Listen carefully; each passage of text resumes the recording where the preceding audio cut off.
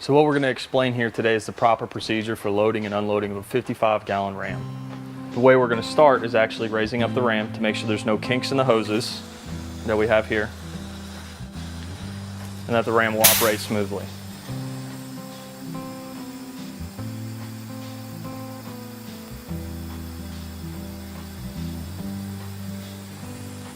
Make sure that the hoses aren't caught on anything and that the hoses can come up and down smoothly.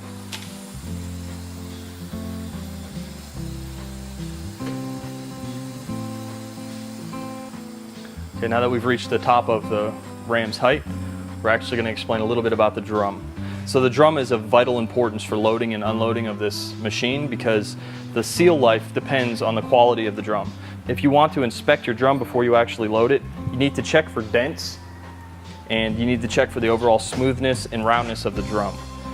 Next, you want to make sure that the drum lid maintains and stays on top of the drum until the drum is properly loaded. So what we're going to do here is this is an empty drum. We're going to load this drum onto this cart with the top secured. So now that we have the drum loaded onto the machine, we need to make sure that the drum is centered. A lot of times people will find themselves trying to locate the drum using the ram. That in fact is improper and can damage the seals and lead to shorter seal life. So once we've located the ram central to the drum, we want to come down to the bottom and secure the drum with the clamps. Once the drum is secure, it's then time to remove the lid.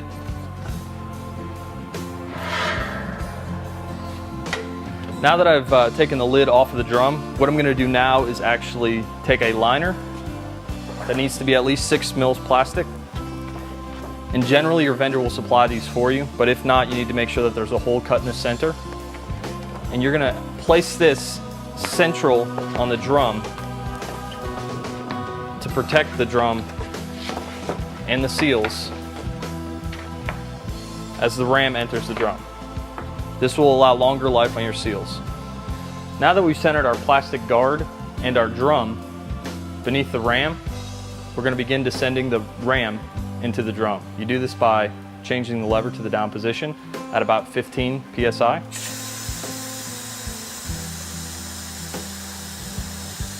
And opening up your bleed valve to allow the air to escape.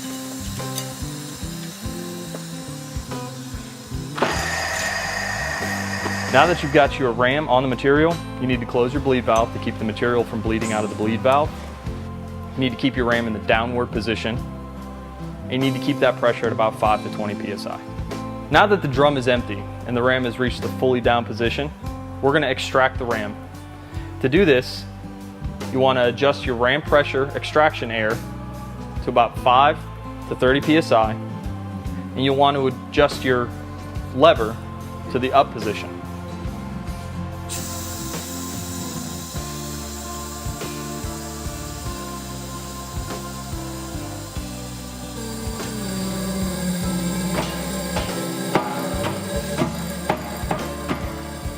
What we want to establish here is the reason that the ram extraction air is so important. We want to establish the idea that we're pushing the drum off and not pulling the ram out of the drum. There's enough pressure from this ram to cause a vacuum that is strong enough to collapse the drum. So hopefully what we've accomplished here today is the proper loading and unloading of a 55-gallon drum on our 55-gallon ram adhesive unit. The reason this is important is because a lot of our customers have found value in saving the life of these seals. These seals are expensive and we want as much money in your pocket as possible.